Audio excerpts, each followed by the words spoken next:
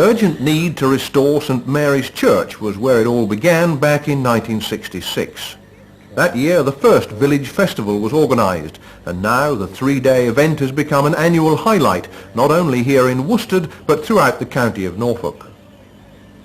Held each year on the last weekend in July, it attracts thousands of people to this historic village.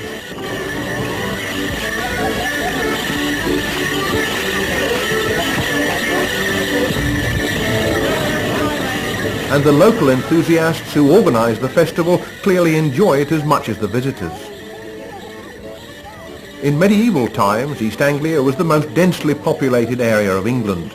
Its wealth was based on its agriculture, and much of that was based on sheep and wool. And Worstead, which gave its name to the world-famous cloth, was a busy, thriving community, which in those days qualified to be called a town. The annual three-day festival brings back the bustle of bygone days. It's a reminder of a long and honourable association with weaving. It emphasises the rural lifestyle that's ruled this community for hundreds of years and is still evident today. These were the keynotes of the 1985 Worstead Festival held on the 27th and 28th of July. As well as Morris dancing in the square, there was a whole range of other entertainments and activities, which made it a splendid occasion for young and old alike.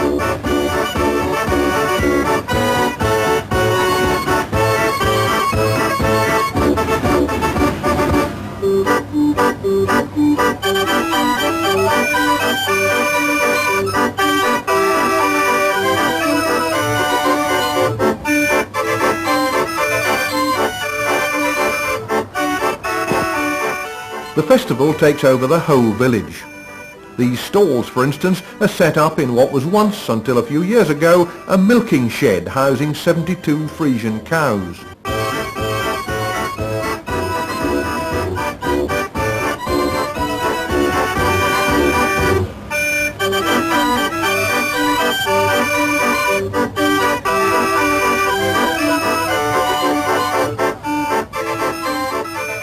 And in the summer of 1985, a bit of protection from the weather was desirable. It was wet and cold on festival days, just as it was on many more that year. But there was still a fair crowd of visitors determined to enjoy themselves, and who remembered, no doubt, that this was only the second wet Worstead festival in almost 20 years. And now the next one coming in is the Major, 1954. Local man Joe Parker introduces a display of antique tractors by the Starting Handle Club. Formed several years ago by a small band of enthusiasts led by Joe himself, the club exists to restore and run these magnificent old machines. It's pure nostalgia, of course, for owners and spectators alike, as they perhaps remember working with such machines on the farms of yesteryear. But it's fun too, and adds to the truly rural atmosphere which dominates the whole of this village festival. Series 3 is being driven today for, originally this tractor belonged to Mrs. Lover Walsham. It left this area and went down to Suffolk, and when we got hold of it, it was in a very bad way. We literally rebuilt that tractor as well. It's a lovely tractor. It's the agriculture, it's the Series 1, 1947. And of course the Series 3 there is in 1954. One of the last Series 3 were made, and that one of course was on television on Farming Dolly when they introduced the new range of the As John past here, we know another stand is Portion End, very similar to the one at the rear. The rear the driver, the full-member, Mr. Billy Bird, through the Walsham Stevens he got, and a lot of you, of course, had seen this engine when they first got it. It had quite a bit of publicity, all the news was going along. So when he gets up there,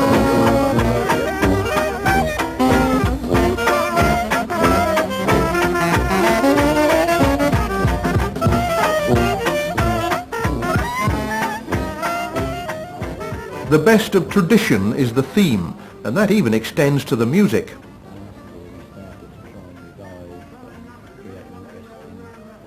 In recent years, the organisers have invited vintage car owners to the festival as well.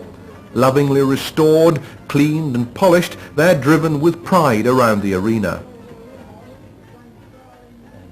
By 1985, Worstead had become a popular venue for the lovers of old cars, and well over 50 came to show their vehicles and indulge in their fascinating hobby. But most relevant of all to Worstead's past are the Norfolk sheep which graze the churchyard. Once almost extinct and even now a rare breed, this small flock represents the wool-based wealth which built the church. So it's only fitting that St Mary's Church itself should be used to celebrate its own origins for festival days. Spinners and weavers demonstrating their ancient crafts set up their traditional tools in every corner of the church, and the crowds flock in to watch them work. This is what Worstead gave to the world, a fine wool cloth copied in many places since, but still highly regarded as a name associated with quality.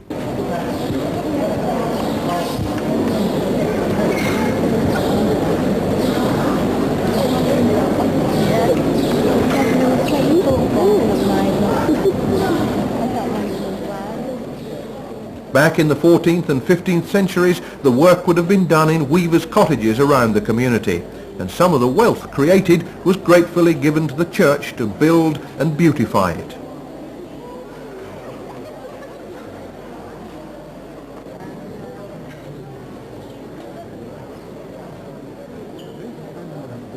This rood screen is one of the finest in the country, and the single hammer beam and arched braced roof has beautiful traceried spandrels. St Mary's Church is now in good repair, and the villagers of Worstead have invested the proceeds of recent festivals in a new village hall, appropriately close to the church itself. On the day after the 1985 festival, Monday the 29th of July, the new hall was to be officially opened, and the crowds began to gather in good time for what promised to be a very special day. The Union Jacks were entirely appropriate. Even the weather decided to behave itself after the dreary weekend. It was almost 3:30 in the afternoon, and excitement was mounting. Suddenly there were engines in the sky. Her Majesty the Queen Mother had graciously consented to perform the opening ceremony for the village hall, and this was her helicopter. Arrangements for the visit by the local police had been quiet and efficient. Now everyone just wanted to welcome Britain's favourite grandmother to Worstead. Her Majesty had supported activities in the village a few years before when she donated a beautiful wheatcroft tea service to be raffled at the festival. But now she was here in person, and as the helicopter touched down, the church bells rang out in celebration.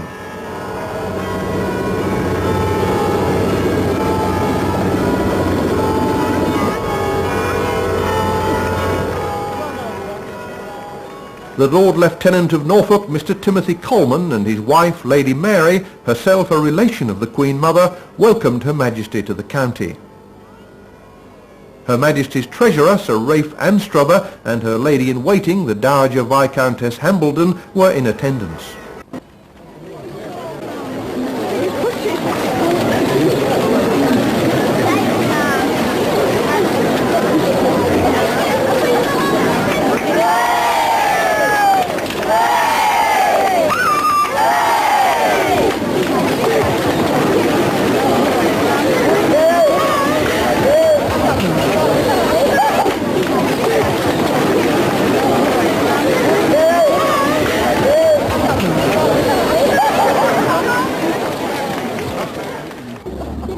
Her Majesty was to meet a line of local dignitaries, beginning with the High Sheriff and Lady Darnell. Her Majesty spent a considerable time talking to each of the people presented to her, and was clearly enjoying herself immensely.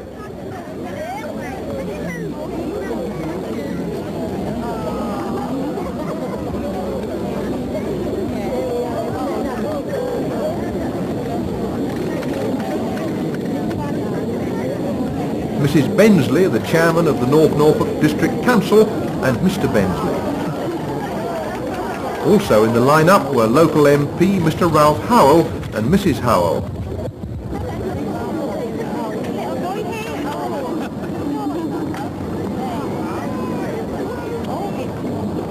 Mr. John Mack, chairman of the County Council, and Mrs. Mack.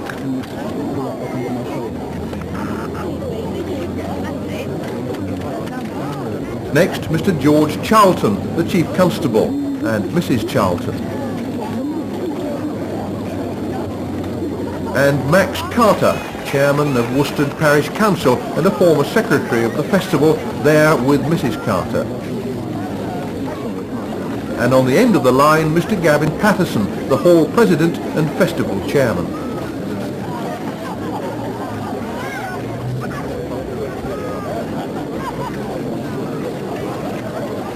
But this lady likes to talk to ordinary people in the crowd too, much to their delight. There were bouquets by the dozen, each one graciously accepted with a pleasant word and a smile. At times like this, it's easy to see why Her Majesty the Queen Mother, who won the hearts of the nation back in the 30s as the bride of the young Prince George, is still loved today.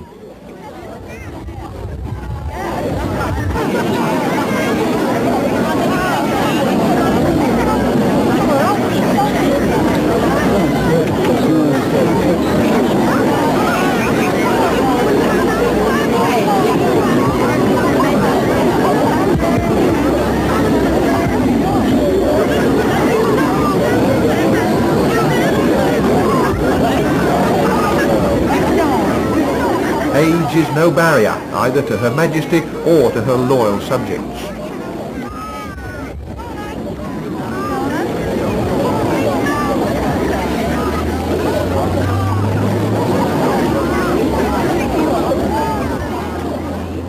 The crowd expressed their warm and spontaneous appreciation to this sprightly octogenarian.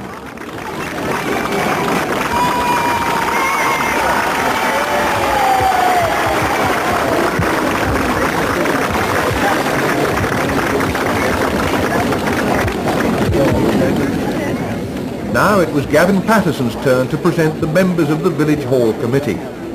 He began with his wife, Marcia. Oh, are you ready? Yes.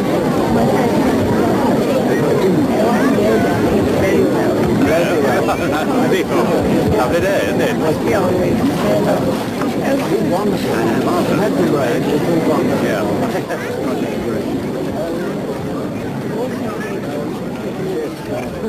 William Nash had put in a great deal of work as the project leader, and Mrs. Nash had been publicity officer.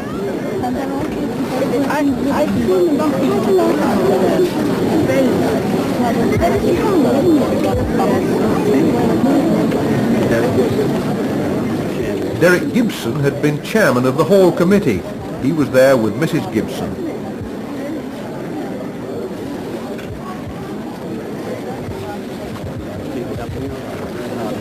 Peter Duffield was vice chairman of the committee. He too was accompanied by his wife.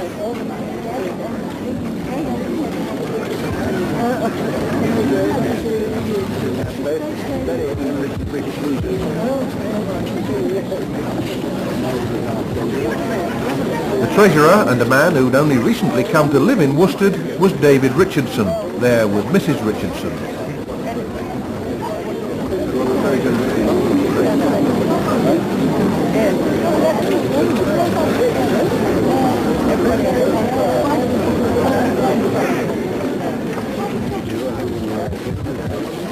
And Gordon Yaxley, who'd been very much involved with fundraising, and Mrs. Yaxley.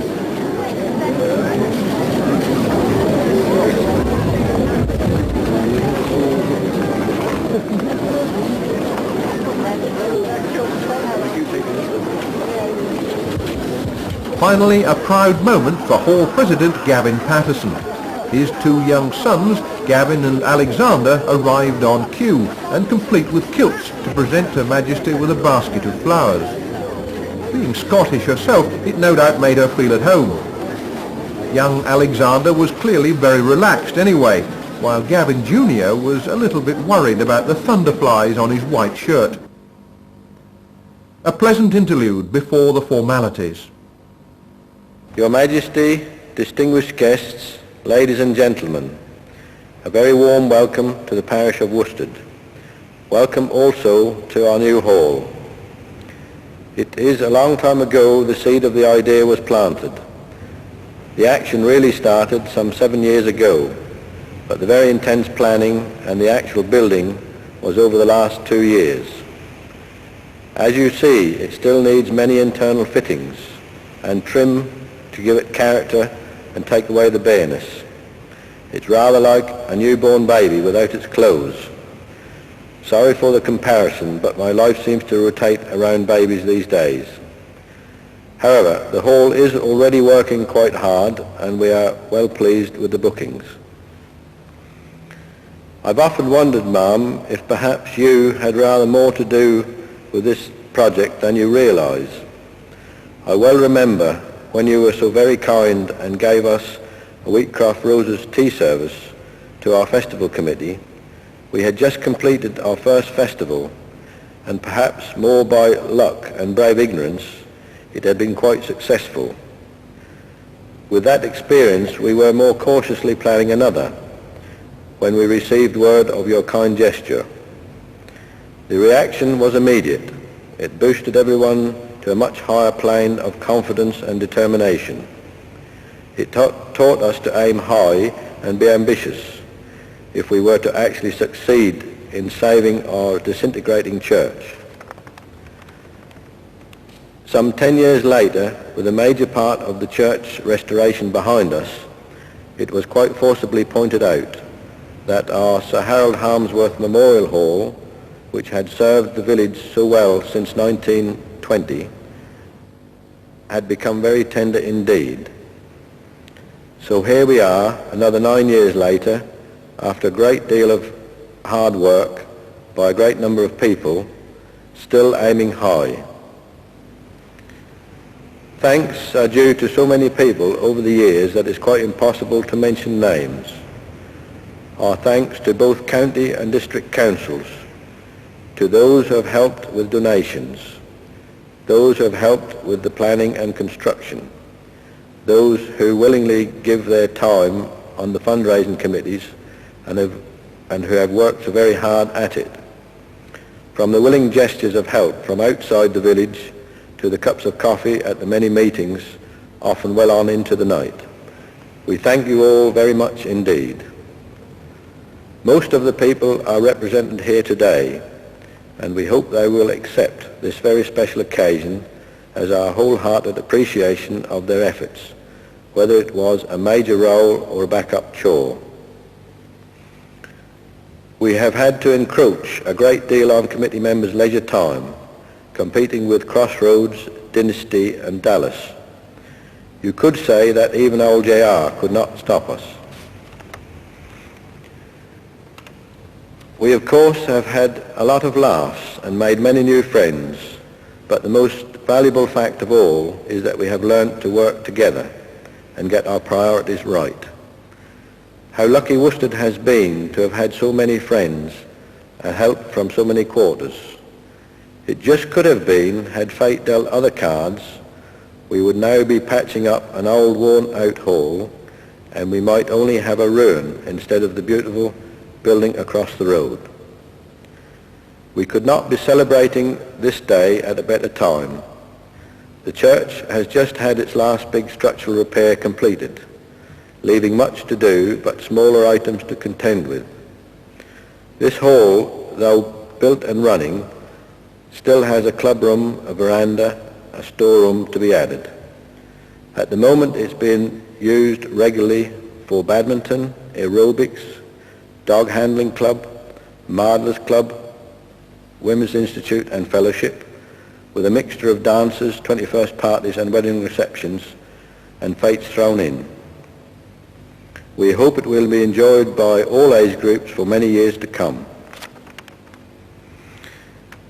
I read in a book the other day, Ma'am, that when you were a small girl at school, You had a very simple way of expressing your need for pocket money.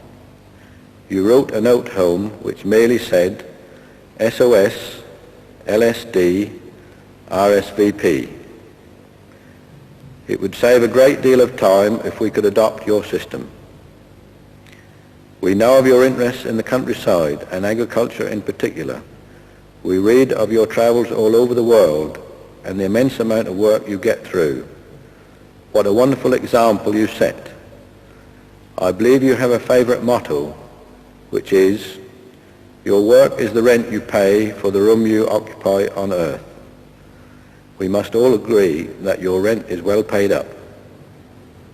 In our 20 years of festivals, we have always been exceedingly lucky with the weather, but the sun has never shone for us like it has today. Thank you for taking the time to come and see us, and indeed for all the public work you take on for us all. You have written yourself into the history book of Worstead. We will never forget you. Your Majesty, I now have great pleasure in inviting you to name our hall and unveil the plaque.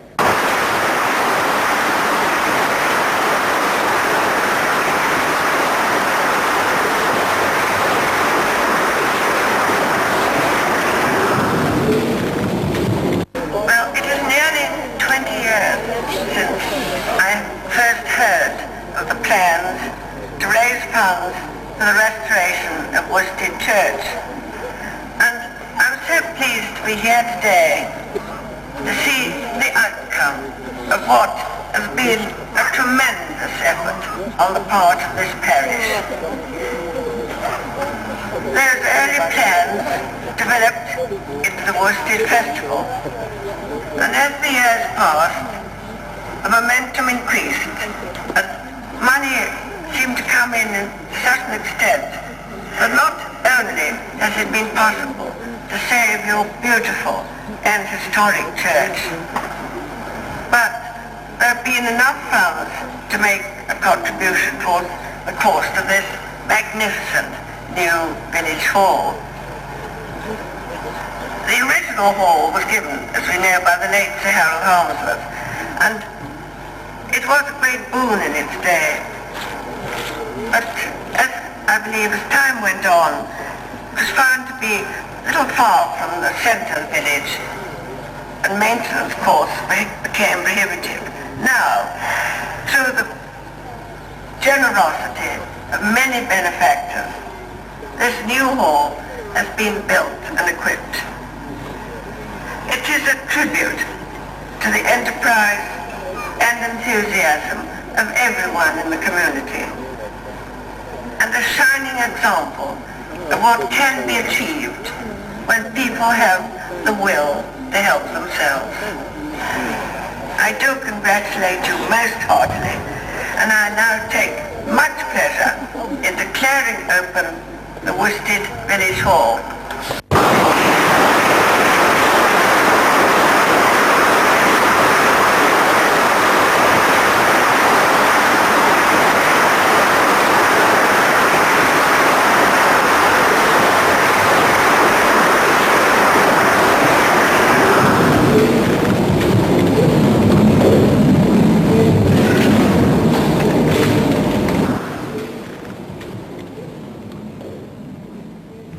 Your Majesty, distinguished guests, ladies and gentlemen, it is with pride but humility that I speak today for the people of Worstead.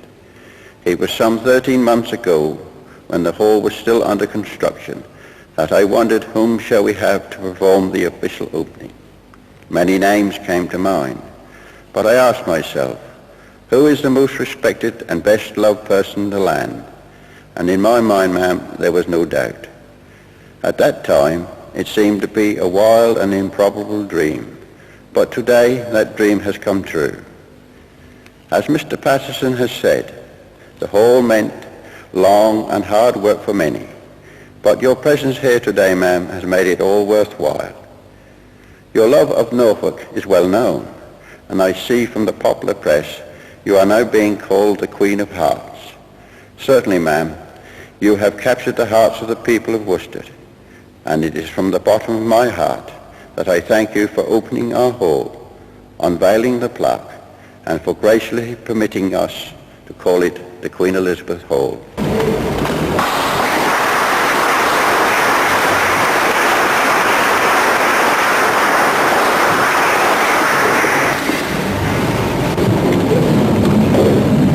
Almighty God, we thank you for all who have given of their time and talents to build this hall as a centre for our community. We ask you to bless it and to grant that it may be a focus of unity and a place of enjoyment for this village. Through Jesus Christ our Lord. Amen. To mark the occasion and to remind you of our visit, ma'am, will you please accept this gift from us all? It is carved from Worstead wood by a Worstead man, and we hope it will give you pleasure.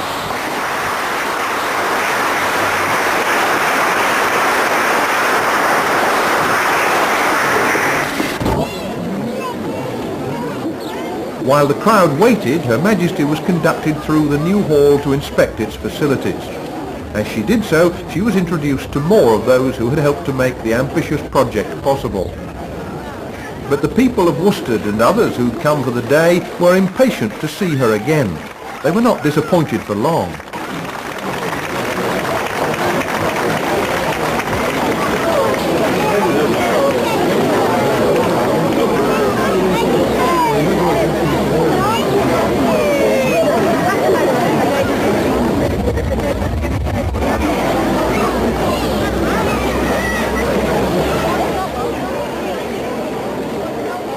Characteristically, Her Majesty stopped and spoke to as many people as possible during her walk, and they in turn wished her well for her 85th birthday, which she was to celebrate only a few days later.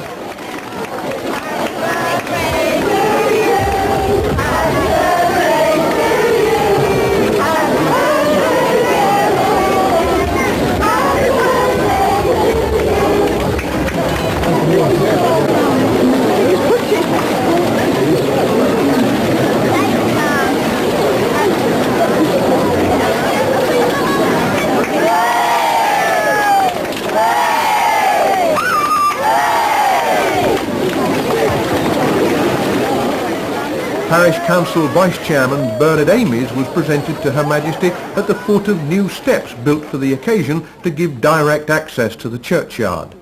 And the vicar, Father Anthony Long, escorted her to the church, pausing on the way for a long look at those Norfolk horn sheep in the churchyard. Her Majesty was clearly very interested in them. No doubt she was well aware that her son-in-law, Prince Philip, is president of the Rare Breed Survival Trust, which has played a big part in saving the Norfolk horn from extinction. Shepherd of the small flock, Harry Hembling, was only too pleased to answer Her Majesty's questions and to tell her how he'd got involved with this historic breed. When I first started, it wasn't a shepherd, and there wasn't none about it then. But last year,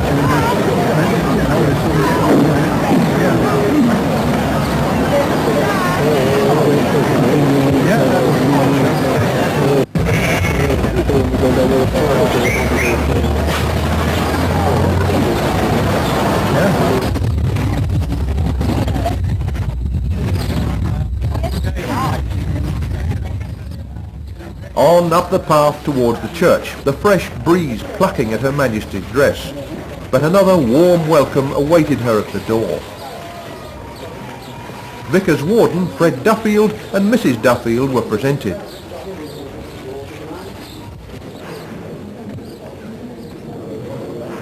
Two proud choir boys, both of whom act as servers in the church, were also presented to Her Majesty. And they in turn presented her with a gift to commemorate her visit. Well wrapped and boxed, it was clearly something breakable, and it took a few moments for the lady to find out what she'd been given. Then it was revealed as an engraved goblet, and the Queen Mother was obviously delighted.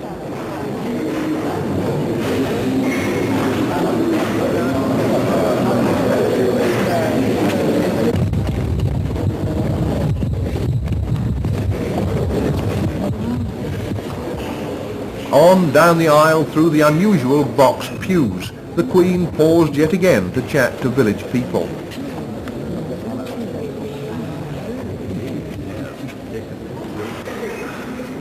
Waiting at the end, Miss Plummer, who had done so much to restore the beautiful screen, one of the most attractive assets of the church.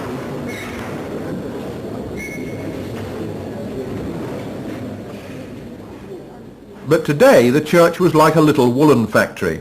The spinners and weavers of the St. Mary's Guild had mounted a magnificent exhibition of their activities which clearly fascinated the Queen Mother.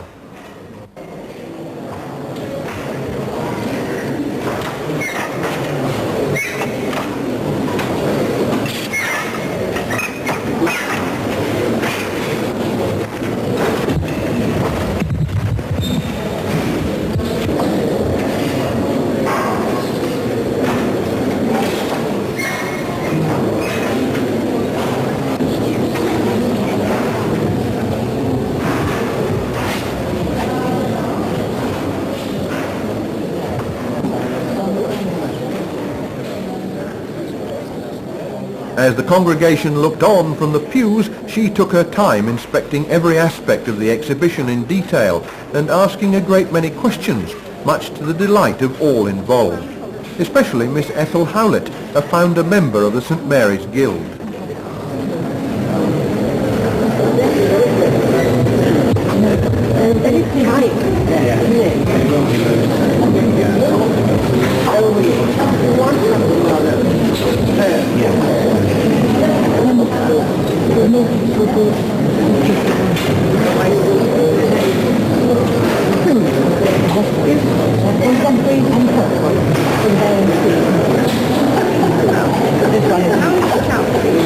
This is all hand-woven.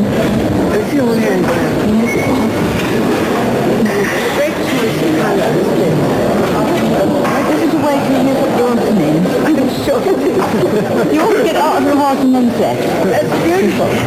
This is all stores like the one the ladies with their own hand-woven. Oh, yes. Very fine, then. Yes, it is fine. Well, you want one of these things. Even back in its heyday in the 15th century, Worstead Church can seldom, if ever, have held so important a visitor or so many local people wishing to pay her their respects. They were also there to celebrate the fact that although this restoration of their beautiful church is still not completed, their efforts over the last 20 years have certainly saved it for future generations. Dan Chapman, People's Warden at St. Mary's, and Mrs. Chapman were there to meet the Queen too. Local lacemaker Mrs. Joan Parker was pleased to find that Her Majesty shared a common interest in her craft.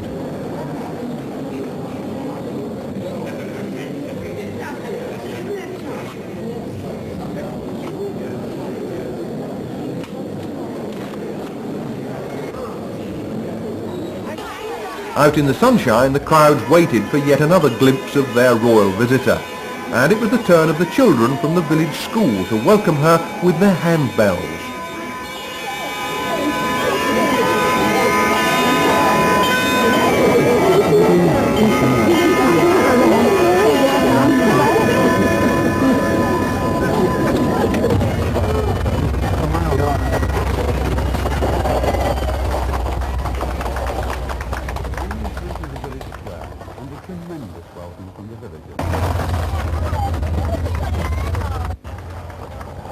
The village square was packed, and in the unlikely event that the Queen Mother had any doubts before about the warmth of her welcome, yet more bouquets of flowers and rounds of spontaneous applause must have dispelled them.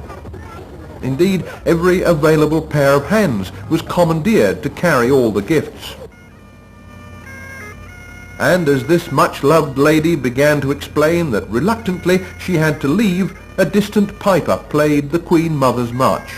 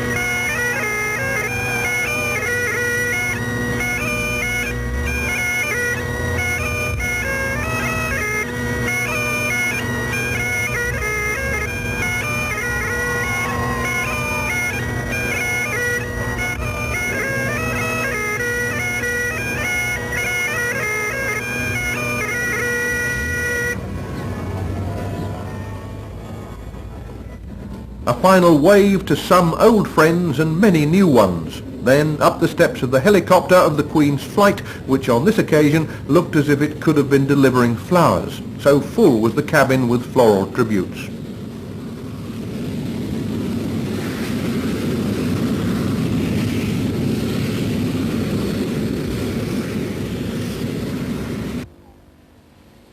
The end of a memorable day for the people of Worstead, a day on which a royal queen recognised and honoured their enterprise and achievement by her support. A day that will always be remembered by those who took part in the celebrations. A day to be proud. Future generations of Worstead people too will be reminded of this day by the signed portrait of herself which the lady left to be hung in the Queen Elizabeth Hall.